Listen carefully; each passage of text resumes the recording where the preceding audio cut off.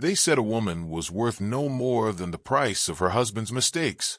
On that withering afternoon, when the sun beat down on cracked wooden boards and the air smelled of sweat, whiskey, and dust, a mother stood on the auction block with 3 children clinging to her skirts. Her eyes were hollow, not from lack of tears, but from too many shed already, emptied of hope like a well run dry. The sheriff leaned lazily against a post, smirking at the spectacle, while townsfolk crowded in, some jeering, some whispering, all complicit. The gavel was raised, ready to fall, and with it the last shred of her dignity. Then from the back, a hand rose, quiet, steady, unexpected. No one noticed the man before. No one thought he'd dare. But when Elias Boone stood, the world shifted. What happened next would be told for generations. The town of Dry Creek sprawled like a dying animal on the edge of the desert, its bones made of splintered wood and rusting iron. A single main street cut through its heart, lined with a saloon whose laughter never seemed joyful, a courthouse that smelled more of cruelty than law, and shops barely surviving on the dust-covered trade of ranchers and drifters. That day, the town buzzed with cruel anticipation. Word had spread fast. Clara Matthews, widow of the late Henry Matthews, was to be sold along with her children to pay the debts he'd left behind at the saloon tables and the banker's ledgers. Clara clutched her youngest, a boy of 4, against her hip. Her 2 daughters, 10 and 7, pressed into her sides, eyes wide and terrified as they scanned the sea of strangers staring at them. Their dresses were faded, patched with care but worn through at the elbows, and their hair, though brushed neatly, held the weary tangles of hard living. Clara kept her back straight, though the weight of despair nearly bent her in 2. She had fought every step since Henry's coffin was lowered into the dry earth, fought for food, for firewood, for some sense of safety. But debts had a way of lingering like ghosts, and men with guns and titles were quick to collect. At the front stood Harlan Pike, the banker whose smile never reached his eyes. He was a man of silver-tipped boots and greed-fed belly, his mustache slick with pomade, his words dripping with false civility. Beside him loitered Sheriff Dalton, a lean vulture of a man, with sunken cheeks and eyes that narrowed whenever the scent of suffering filled the air. He adjusted the badge on his vest as though it excused the rot beneath it. The auctioneer, a wiry fellow with a sunburnt face, raised his voice above the mutter of the crowd. "We begin with the property of Henry Matthews, deceased. His wife, Clara, and 3 children. Dead owed stands at $240. He tapped the gavel against the block, which sharp against wood, and the sound silenced the murmurs. Whispers moved through the crowd. Some shifted uncomfortably. A few mothers held their own children closer, appalled but powerless. Yet there were others, men in stained coats, boots caked with mud, mouths curled into leers, who chuckled at the notion of buying a woman and her little ones like cattle. Clara's cheeks burned, though no blood reached her pale lips. She kept her chin up, eyes fixed beyond the rooftops to where the desert stretched endless and indifferent. If she looked at the faces, she would break, and breaking would feed their laughter. "Shall we start at 50? The auctioneer called, voice eager. 50 for the woman and her 3 fine children? A hand shot up. A man with yellow teeth grinned wide. 50, he barked, and the crowd rippled with amusement. Clara's 10-year-old daughter whimpered, clutching her mother's skirt tighter. Clara's hand moved instinctively, smoothing her daughter's hair, whispering a silent prayer. 70, another called, his voice thick with whiskey. 80, 85. The numbers climbed, cruel and careless. Each bid chipped away at Clara's last defenses. Each laugh from the crowd echoed like a hammer, striking her soul. She could feel her children trembling against her, their small hearts thudding like frightened birds. From the back of the crowd, leaning against the shade of the livery stable, Elias Boone watched. He was a man of few words and fewer friends. His broad hat cast shadows over a weathered face that rarely betrayed more than a glance of thought. The townsfolk knew little about him beyond his cattle grazing on the scrubland to the west and his silence that unnerved men who thrived on noise. Elias had seen cruelty before. He had lived long enough to watch greed strip men of their humanity.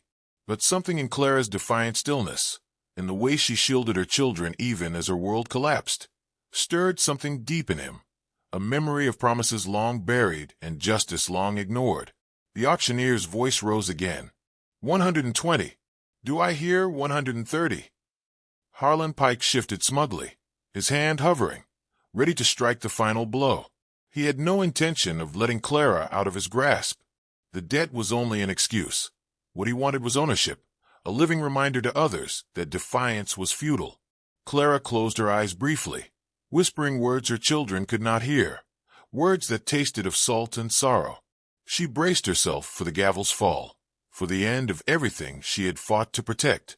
The auctioneer lifted his arm, gavel raised high. Going once. Her children whimpered. Going twice. And then, from the back, a hand rose. The crowd turned, murmurs rippling like wind through dry grass. Elias Boone stepped forward, his boots stirring the dust, each stride unhurried, heavy with purpose. His face betrayed nothing, his voice steady when it broke the silence. 240, he said simply. The auctioneer blinked, startled. Harlan Pike's smugness faltered, lips parting in disbelief. Sheriff Dalton straightened, squinting at the rancher as though seeing him for the first time. Sir, the auctioneer stammered, that clears the debt in full. Elias's eyes didn't waver. I'll settle it. The crowd erupted in whispers. Some laughed nervously. Others frowned, baffled. A widow saved by a silent rancher? It was the kind of tale only whiskey could invent. But no whiskey fog dulled this moment. It was real. Clara's breath caught in her throat. For the first time that day, her shoulders sagged, not from defeat, but from the sudden, fragile release of hope. She looked at the stranger, at the man who had stepped into her nightmare with a single raised hand, and though she did not know his name, she would never forget his face. The auctioneer's gavel hovered uncertainly, then tapped once, softly, as if afraid to disturb the moment. Sold, he declared, voice cracking.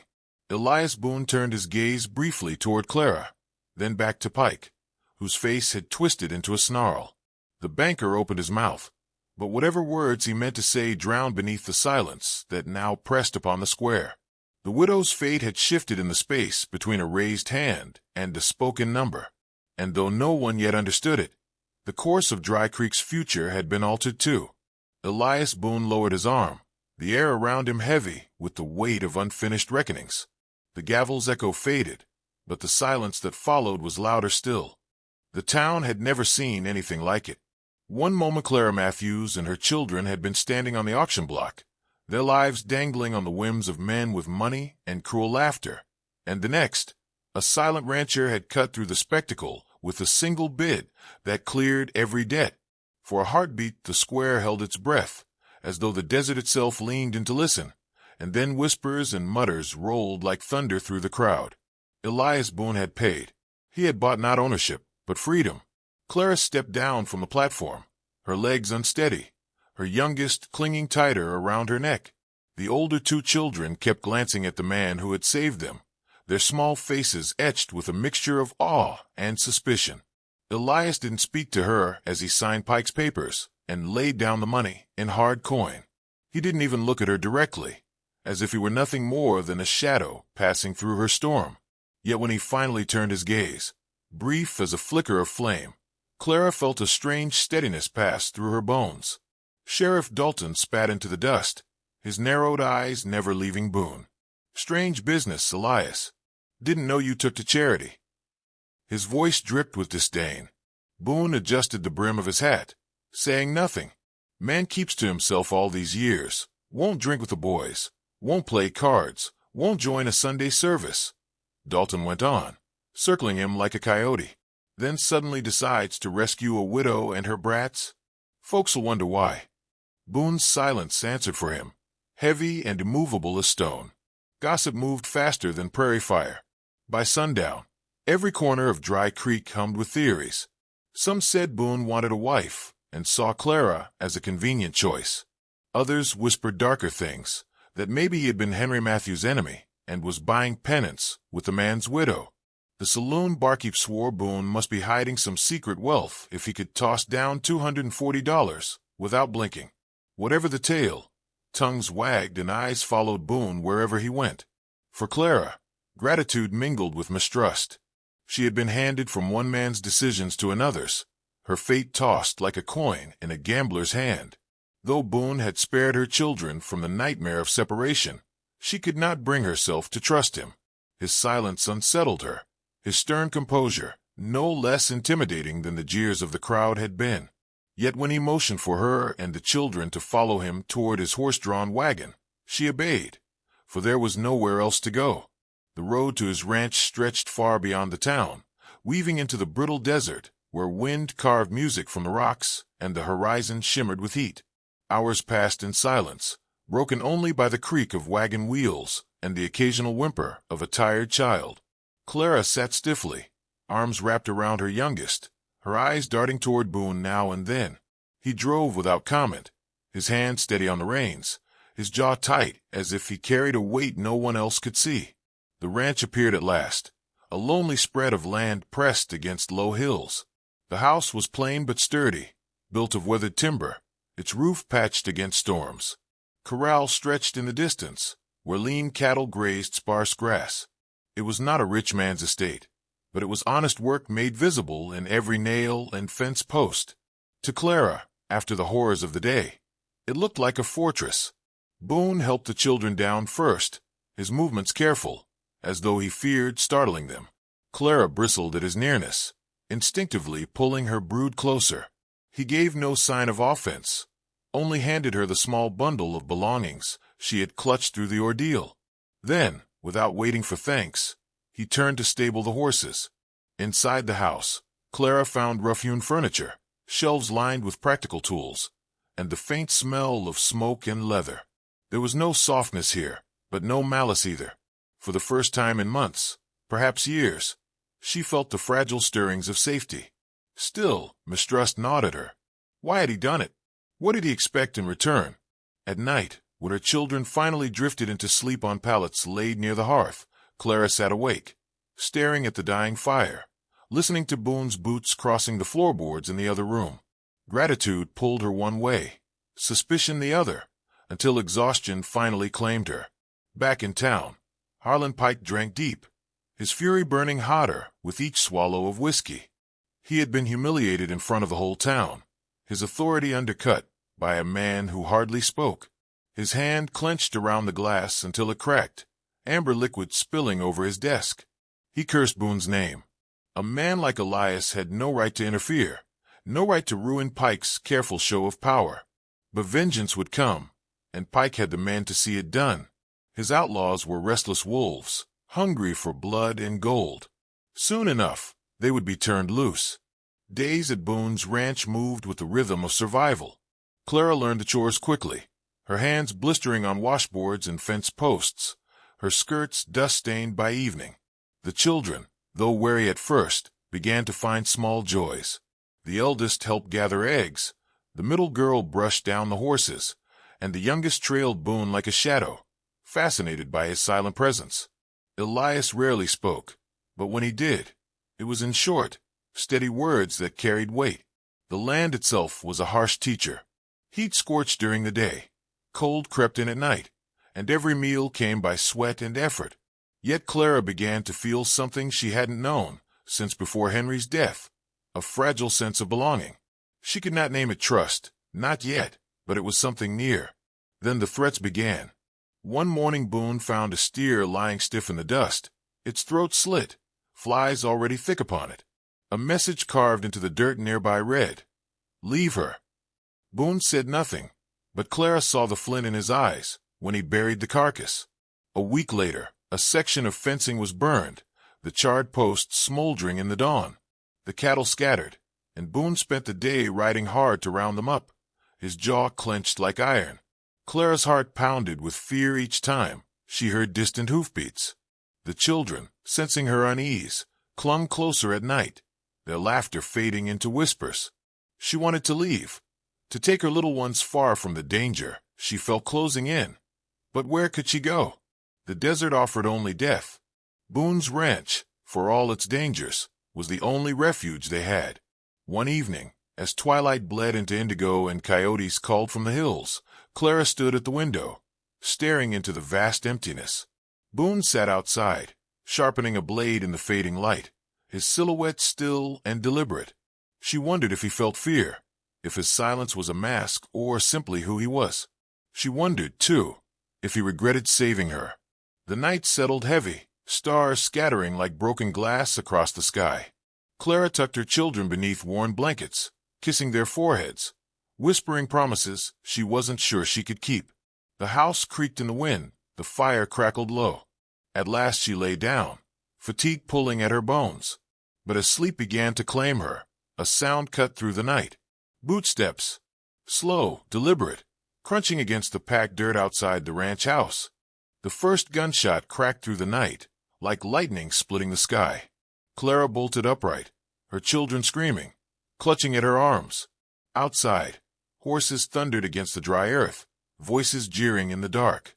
She froze, heart pounding, until another shot tore through the silence, and she saw Elias Boone stride past the window, rifle steady, his movements calm as though the chaos was nothing new. The outlaws came hard, half a dozen of them, rifles flashing, torches in hand. Fire glowed against the dry corral wood, threatening to swallow everything. Clara crouched low, pulling the children to the floor as bullets cracked against the walls. Yet through the fear, she heard something else, the measured rhythm of Elias's return fire. He didn't waste a shot. Each crack of his rifle was followed by a scream, a horse's frantic whinny, or the sudden silence of a man dropping into the dirt. Clara dared to look. He moved with precision, his tall frame outlined in firelight, face carved in stone. He fired once, twice, then spun and shot a man dismounting with a torch. His gun hand never trembled, never hesitated. When another outlaw broke through the gate, Elias drew a revolver from his hip so quickly it seemed conjured from thin air, dropping the man before his boots touched ground. Within minutes the gang broke, shouting curses as they spurred their horses into the night, leaving their dead behind. Elias stood in the quiet aftermath, smoke curling from his rifle, the orange glow of dying torches smoldering in the dirt. Clara's breath came in ragged bursts. She had seen men fire guns before, seen them miss, seen them tremble under pressure. But Elias Boone had not trembled. His hand was too steady, too fast. No rancher learned that from chasing cattle. This was the hand of a killer, or something close to it. The children, wide-eyed and trembling, huddled against her. Yet when Elias finally stepped back inside, lowering his rifle, the youngest reached toward him.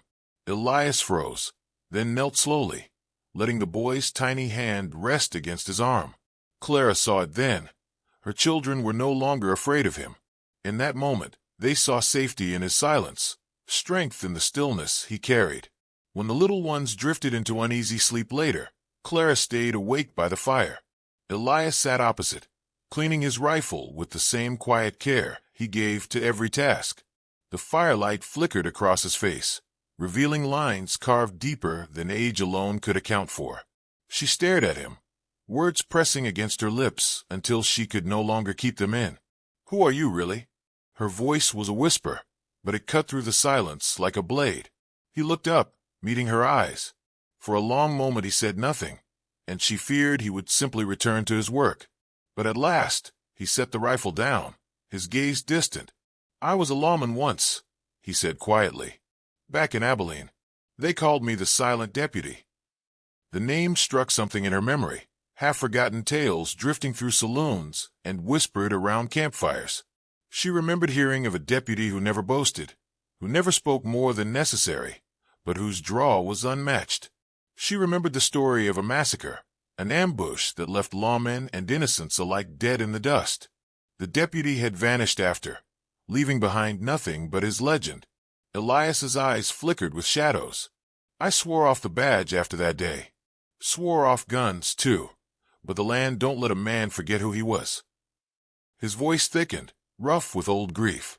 "I thought I could bury it out here, with cattle and silence. Then you and your children stood on that block." Clara's chest tightened. She wanted to hate him for what he was, for the blood his hands had surely spilled. But she could not. The truth was carved in his face, He had been forged in violence, broken by it. Yet still he stood to protect when others would not. "I don't want your fight following my children," she whispered fiercely. "But if you don't stand against those men, none of us will live to see another season. They won't stop until we're in the ground." Elias's jaw clenched. His silence was answer enough, yet she saw the conflict burning in his eyes. To take up the gun again meant returning to a life he had buried, to a man he no longer wanted to be. But to do nothing would doom them all. Days passed, tense as drawn steel. Pike's rage spilled beyond the ranch. His gang turned on the town, setting barns ablaze, driving honest folk into fear. The night sky glowed red with fire, smoke curling like black serpents above the rooftops. Clara heard the stories whispered by riders who came to the ranch. Pike's men ruled the saloon, the sheriff looked the other way, and anyone who spoke against them vanished into the desert. Boone said little, but Clara saw him sharpening his knives, mending his revolver's holster, tending his horse with meticulous care. He moved like a man, carrying the weight of an inevitable storm. The children sensed it too. The eldest girl asked if Mr. Boone would stop the bad men. Elias's only answer was a brief nod, though his eyes betrayed the turmoil he carried. One evening, as the sky blazed crimson with sunset, Elias saddled his horse. The leather creaked beneath his hands. The animal snorted as if sensing the weight of what lay ahead. Clara stepped onto the porch, her heart hammering. The children followed, eyes wide with fear. "Where are you going?" she demanded, though she already knew. He paused, hand resting on the saddle horn. "This ends in town," he said quietly. Clara stepped forward, her hand clutching his arm. "If you ride out there, they'll kill you. And then they'll come for us. You can't fight them all." The children clung to her skirts, their small voices trembling. "Don't go, Mr. Boone. Please don't go." Elias stood in the fading light, torn between the oath he had made to himself and the responsibility he could no longer ignore. The desert wind carried the scent of smoke from another burning barn, the cries of distant cattle, the sound of chaos creeping closer. He closed his eyes, breathing deep, then tightened the saddle straps. Clara's grip on his arm remained, desperate, unyielding. The horse stamped the ground, restless. The night pressed in, heavy with decision. Elias Boone opened his eyes, and the silence that followed was thick with the promise of blood yet to be spilled. The sun climbed high above Dry Creek, its merciless light flattening shadows and baking the dust until it shimmered like molten glass. The town held its breath, every window shutter cracked just enough for eyes to watch. At the far edge of the main street, Elias Boone stood alone, broad-brimmed hat shading his eyes, his hand resting loose near the worn leather of his holster. Across from him, Harlan Pike strutted with his gang fanned out at his sides, their spurs clinking, their laughter sharp and cruel. Clara and the children were hidden in the loft of the livery stable, hearts pounding with every tick of silence. Boone had left them there with nothing more than a steady look, a look that said more than promises ever could. Clara pressed her palm against the wooden boards, unable to tear her gaze from the street where dust swirled around the boots of men about to decide the fate of the town. Pike's voice carried, slick with arrogance. "Well, look what we've got here. The silent rancher who thinks he's a lawman again. Thought you could steal my prize and walk away with your hide still on. You're a fool, Boone. A washed-up nobody playing hero." His gang laughed, the sound grating against the stillness. Boone said nothing. His silence was heavier than words, pressing against the crowd that gathered along the sidewalks. Some looked fearful, some eager, but none dared intervene. They had seen too much of Pike's cruelty, too much of Dalton's false justice. The sheriff himself leaned against a post outside the saloon, arms crossed, eyes narrowed. He made no move to stop the gathering, no pretense of keeping the peace. His badge gleamed in the sun, a tarnished symbol of everything he'd sold. The clock above the mercantile struck noon, its chimes brittle in the scorching air. Pike spat into the dust and sneered. "Draw, rancher. Let's end this." The street tightened with anticipation, breaths caught, hearts clenched. Boone's hand hovered, steady, unshaking, the fingers of a man who had once carried death in his palm and tried to lay it down forever. Pike's gang twitched, eyes wild, ready to spill blood for the man who paid them. Then it happened. Boone's revolver cleared leather in a blur, faster than any eye could follow, the crack of his first shot splitting the silence. One outlaw pitched backward, a hole torn clean through his chest. Another raised his rifle, but Boone's second shot dropped him before he could aim. Chaos erupted. Gunfire rang across the street, smoke curling through the sunlight. Townsfolk ducked behind barrels and posts, screaming as bullets splintered wood. Boone moved like he had stepped out of legend, every shot precise, every motion clean. He cut through Pike's men one by one, each fall echoing against the dirt. His silence was unbroken, save for the thunder of his gun. When the dust began to settle, only Pike remained, his face twisted in fury and fear. Boone stood unflinching, his revolver steady, its barrel smoking. Pike's hand twitched toward his weapon, but froze when Boone's eyes locked on him, calm, deadly, absolute. "Go on," Pike snarled, though his voice cracked. "Finish it. Be the killer they say you are." But Boone didn't fire. Instead, he lowered his gun, his voice carrying clear for the first time. "You'll confess to every lie, every theft, every soul you sold out with Dalton." The crowd stirred, murmurs rippling like a storm's first wind. Pike hesitated, but Boone stepped closer, pressing the cold steel of his revolver against the man's forehead. "Confess," he said low, final. Something in Boone's tone broke Pike. Words spilled out of him, choked and frantic. He named every scheme, every debt twisted into chains, every bribe passed to the sheriff. He spat Dalton's name with bitterness, dragging him down into the muck. Gasps rose from the townsfolk. Faces hardened, hands clenched. Dalton tried to slink away, but Clara appeared from the stable, her children clutching her skirts, her voice rising above the crowd. "There's your lawman, selling widows and orphans, hiding behind Pike's guns." The dam broke. Men and women who had bowed their heads too long surged forward, ripping Dalton's badge from his chest, shoving him into the dirt. For the first time in years, the sheriff was powerless, his lies laid bare under the unforgiving sun. Pike was dragged off, cursing, his arrogance shattered. Dalton followed, his protests drowned by the fury of the people. When it was done, silence settled again, different this time, lighter, unchained. Boone holstered his revolver and turned away, the weight of his past pressing heavy. He walked toward his horse, intent on leaving, his figure already fading into the horizon in the minds of those who watched. Clara stepped into his path, her children behind her. Her eyes were fierce, wet with tears she hadn't allowed herself before. "You saved us once on that block," she said, voice trembling. "And again today. Don't ride away and leave us to start over alone." Boone hesitated, his gaze on the children, their faces lifted with something he hadn't seen in years, trust. He looked at Clara, the strength in her, the fight she carried even in despair, and for the first time in a long while, the silence inside him cracked. He nodded once, a small, quiet gesture, but it was enough. The crowd watched as the widow and the silent rancher stood together, children between them, the dust of the street swirling around their boots. Dry Creek had been a place where justice was bought and sold, where cruelty wore the badge of law. But that day, it remembered something different. They said a silent rancher once stood for a widow when no one else would, and in a town where justice had been sold to the highest bidder, his silence thundered louder than any gunshot.